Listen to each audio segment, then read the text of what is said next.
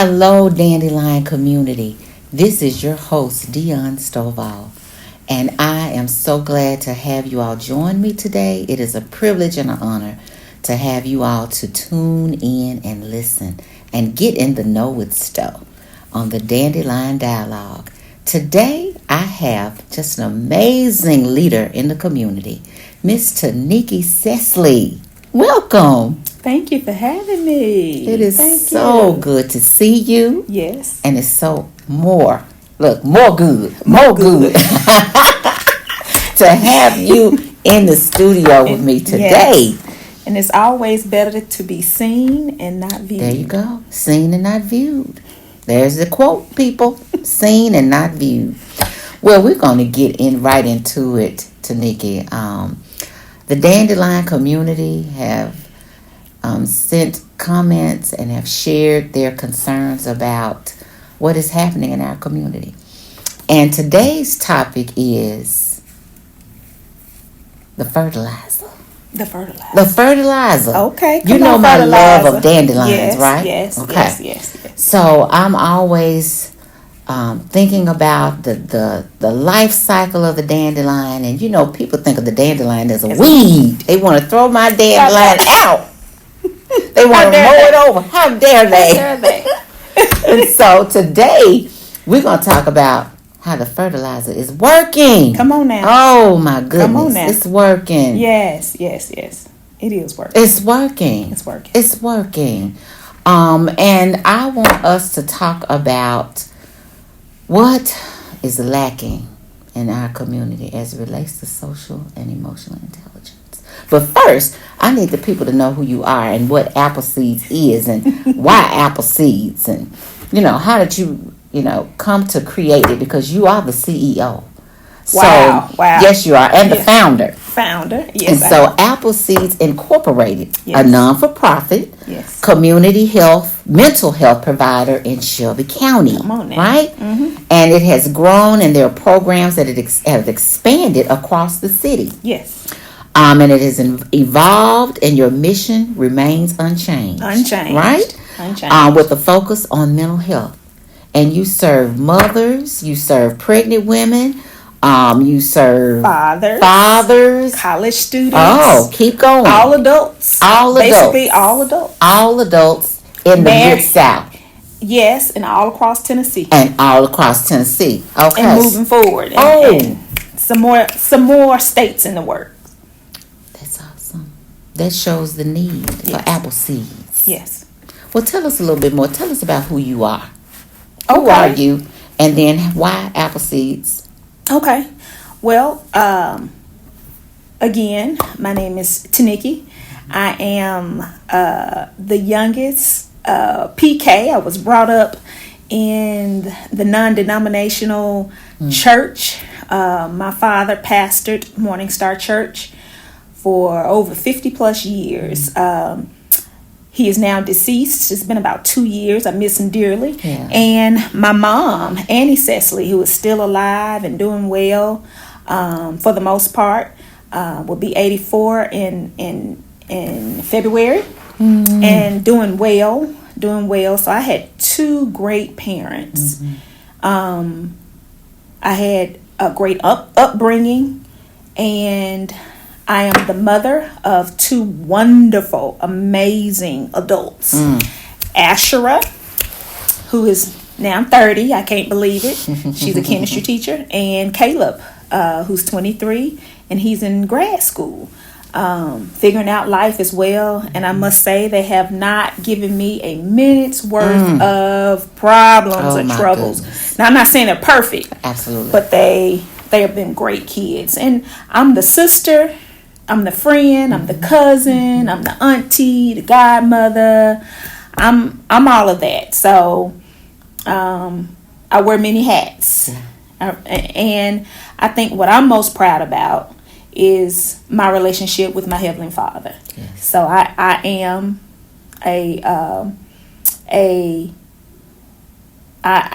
God is my source. Thank you for that. Yes, and I feel your passion come through in reference to where your help comes from. Yes. Yes. So thank you for sharing that. Mm-hmm. So why apple seeds? Well, and I've gotten that question every time I go somewhere. And so when you cut an apple open, apples are healthy. Yes. When you cut an apple open, there are seeds, right? We don't eat the seeds because at some point they could be toxic. But you see the seeds in an apple. You can count those seeds, but when you plant those seeds, we don't know how many apples are going to be produced from that one seed. So hence apple seeds. We plant, we educate, we nurture, we love, we support, we give grace. It's so much that goes into that fertilizer. So it's not just one thing. So hence apple seeds. Oh, wow. And how long has apple seeds been in the city? How long has it been established? On paper since 2009. Okay. But more so with clients and in the city since 2016.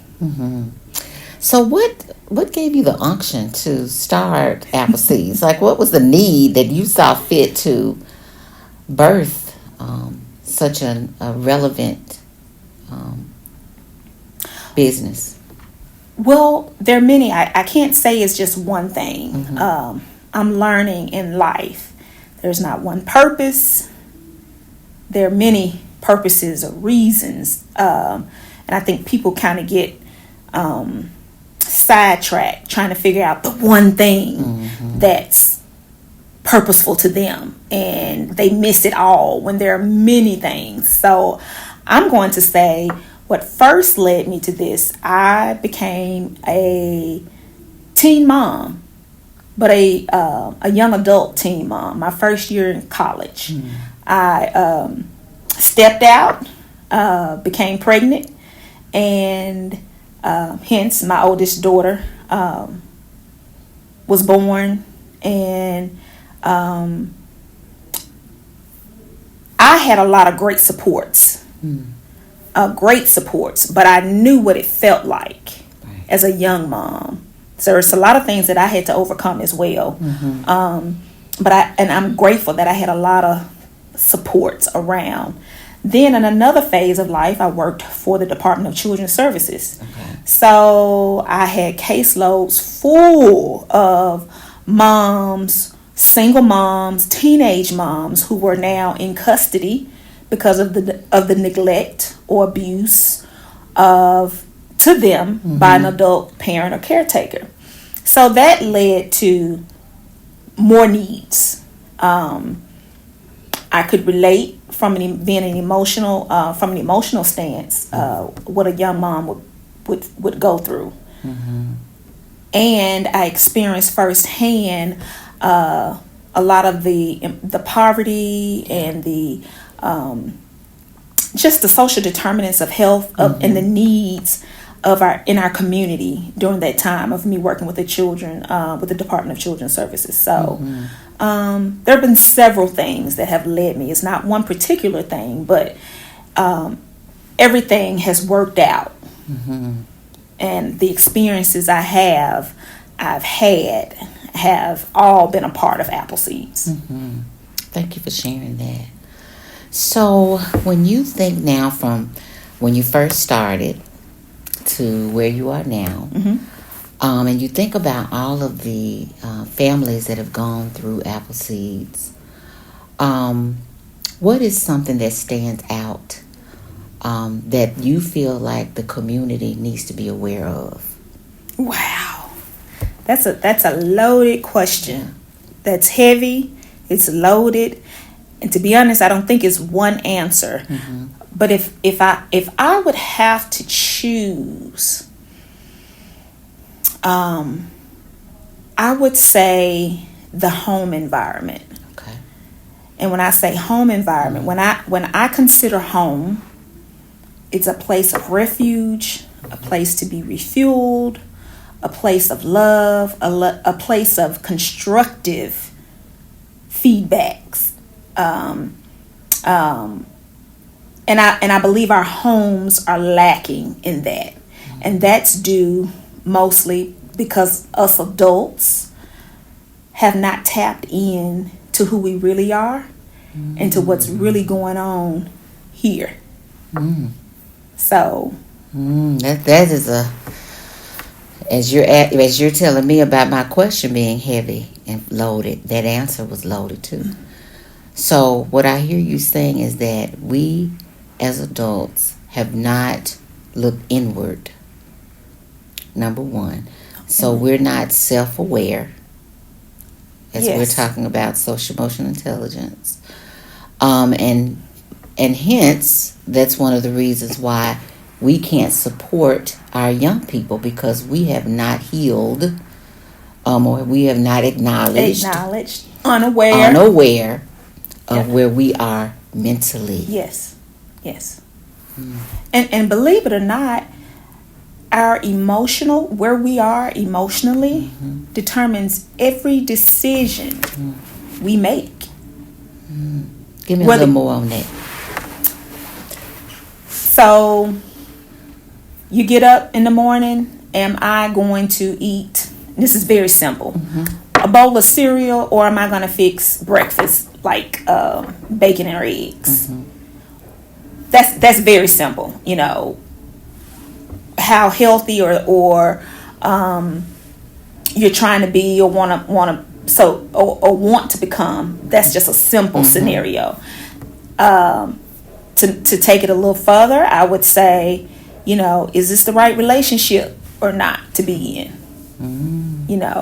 Am I aware of how I feel or how I should be treated? So it's, do I take as in the Matrix? Am I going to take what color the pills? The red pill or the blue pill? Not sure which color. So, are we going down the rabbit hole, so to speak? So to speak. But it's every decision we make is dependent on how sound and unsound we are mentally. The outcomes as well. So, how much do you think ACEs and trauma plays a role in where our current state is with our young people, as well as the adults in their lives? Let's just be clear. I'm not a licensed therapist or social worker. I've been in the field for quite a long time. I've done a lot of reading, research, and data collecting as well. And it's so important, the environment and the atmosphere that the child is raised in, even conceived in. Let's even go further. And we can go even further, how healthy the sperm is to find that healthy egg. So we can go back even further, but it's so important that a child can have a home that is as stable as can be. Now, there is no perfect home. There is no perfect human. There is no perfect parenting situation. Nothing is cookie cutter. Nothing is so all we can do is do the best we can for ourselves, and hopefully we're inviting the people along with us who are on the road to being their best self, right? As well, and just simply acknowledging that we are humans. We will make mistakes. We are humans. It's gonna be okay. Right. We are humans. Something is not feeling right, so let me get in tune to what's not feeling right instead of living in the uncomfortable comfortable and going living in the uncomfortable comfortable. The uncomfortable comfortable. And that's thanks to a therapist I had many years ago, Kelly Davis, a lot of people are living in the uncomfortable comfortable.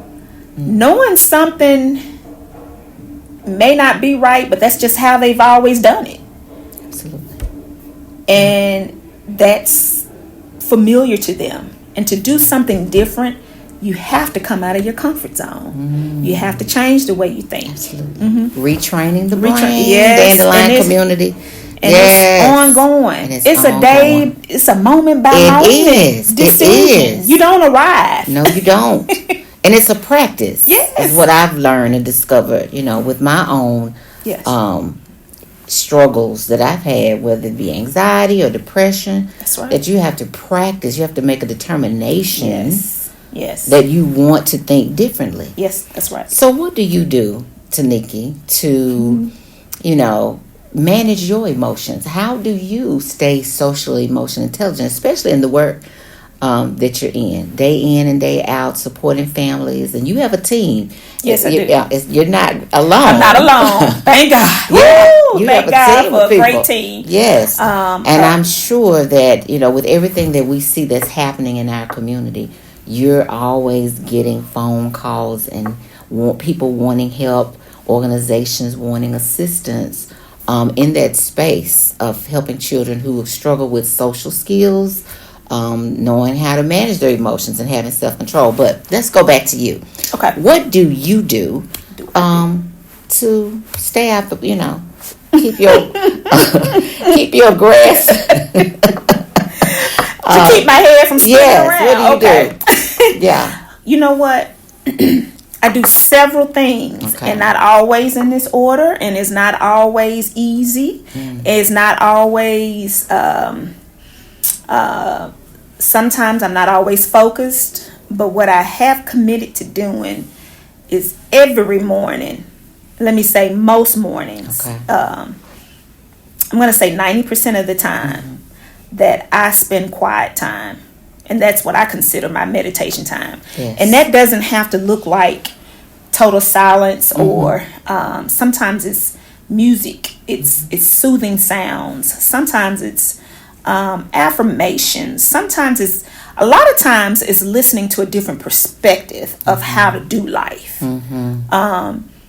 I set goals. And I set them again, and I go back over, and I'm quieting a lot of the negative talk. I'm learning that, or have learned that, we default to the negative automatically. That's just how. That's our genetics and how. And to change that, to see the good and see the positive, and to give myself grace if I don't feel like, sometimes I don't feel like concentrating or being quiet. And sometimes my brain wonders because I am anxious. Or I do have a deadline to meet. Or there's been some type of news that has kind of ruffled my feathers. Or so there is not always a perfect situation to what I call my meditation period. And sometimes it's prayer and supplication. Sometimes it's just writing. And I'm big on gratitude. I have learned gratitude changes the whole atmosphere. Yes, it does. It changes the atmosphere. And there's so much research. And on the benefits of being in a grateful space. And that's right. Whether you're journaling gratitude or you have a gratitude jar, but there is so much data that talks about how it changed the trajectory. Yes, it does. Of your thought process. So yes, it does. Yeah, thank you for sharing that. Even if it's, you have so many things coming against you, but that one thing, hey, I have a great friendship. Absolutely. That supports me, that nourishes me. I have, look, I paid my rent this month. I'm grateful. I got a roof over my head. I'm grateful. Yeah, absolutely. And as you know what, we didn't have to think about how our heart was going to beat. We woke up and and was able to take that breath. I'm grateful. Yes. We did not have to to decide how far the sun is, the earth is from the sun. Right. It's in perfect proximity. Absolutely. And we don't have to think about that. Yes. So those are things to be grateful for. Absolutely. Grateful for. Absolutely. I mean, I think about being able to just, inhale and Yes. exhale. Hey, I may have some aches and pains, but I can walk up and down the steps. Walk up and down the steps. Yes. Yes. It's so many things to be grateful for. So many things. And that is for all ages. Yes. That is not, for just one group. That is for everybody. Yes. That they can practice gratitude. Yeah, and learn the benefits of it. So as we're thinking about our yards, I always think about how my daddy, my daddy loves his yard. Yes, Mr. Johnson. He loves his yard, and but now that I've learned so much about the dandelions, I'm hesitant to pluck them. But it's unfortunate that the fertilizer is working, and I think about the fertilizer is the state of our community, the lack of the social supports, the lack of the social intelligence that we're in. What can you share and close with the dandelion community on how we can bring the dandelions back? What can we do? Just as you work with families that you see are in dire need, as you're working with children and families, and you work in partnership with agencies that are partnering to support our communities. Yes. What can you tell the community? What's something that we can do starting right now that we may not even thought about? You got to give yourself and everyone else grace. Now, because as I said before, we are all human. Yeah. We're all lifing. Yes. And so to speak, we all have things that are pressing, decisions to make. I need grace, and I need to extend grace to you, my fellow man, my brother, my sister, other organizations, other staff, other... and I'm not saying grace to be walked all over, and not to there are consequences, and when it goes, there are laws and things that we have to abide by, and you just can't walk all over people, and you can't allow people to walk all over you. But grace, as far as just kind of putting yourself in someone else's position, and knowing that we are human, we all make mistakes, we all fall short, we lack at times, and no, it's not like flipping on a light switch that you can just, but it's something you have to practice, because I need it. I need grace. Other mothers need grace. And grace, even, as far as saying, not to hurtly judge someone because we don't know the options they had to make that decision that they made. We don't know.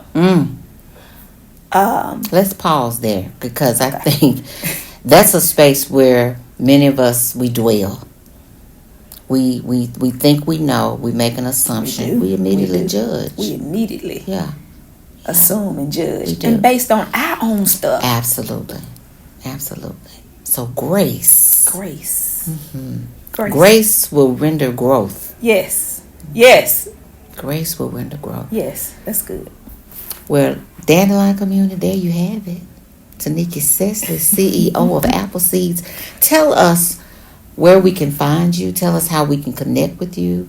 Tell us what your organization does in the community. Okay. Yeah. Sure. As stated before, Apple Seeds is a community mental health provider. We have a niche in maternal mental health. That's before, during, and after pregnancy. We support not only the maternal side, but any female, whether she's a mom or not, whether she's lost a child or not, or maybe have issues with conceiving. adult dads, couples. We have different therapists and social workers who provide, who have different specializations. So couples therapy, domestic violence, inter-partner violence, of course, your anxiety, depression, obsessive compulsive disorders, some eating, substance abuse. Okay. So we specialize in what we have a broad specialization. Let me say that. Apple Seeds, we work with quite a few partners. Methodist Lebanon Community Outreach, their Nurse Family Partnership, Healthy Families America, Family Resiliency Initiative with Dr. Jason Young, the Assisi Foundation, the Urban Child. I'm sorry, I'm losing my thought. Urban Child Community. Yeah. Yes. Thank you. Yes. Lord have mercy. Don't get me, Gary. We're giving grace. Yes, I need grace. Porter Leaf. Yes. A Step Ahead Foundation, Lemoyne One College, and just grateful to be able to connect and collaborate with so many solid entities and organizations in our city. And you can reach us at Apple Seeds Memphis. Apple Seeds with that S. S with the Apple S. Seeds. Yes. Memphis.org. And also, you can go to our contact tab and always can reach us at referrals at appleseedsmemphis.com. Well, thank you so much. We are so grateful. Yes. It was my pleasure. Yes, really to have you here today to shed light on how we can grow and how we can come through the obstacles, break through the ground. Yes. Right? Step by step. Step by step. And we start with grace. We start with grace. Thank you so much, Dandelion community, for taking the time out to join us today on Destination Dandelion with Getting to Know With Sto. And we hope to see you next time. Until we meet again, go to destinationdandelion.com. Give me your comments. And if you'd like to be a guest on the show, please reach out and let me know. We will have some upcoming events happening and we would love for you to join our community. So do not reach out to hesitate and sign up. And I will look to see you there. And go where you grow. Yes. Until we meet again, take care, everyone. Bye-bye.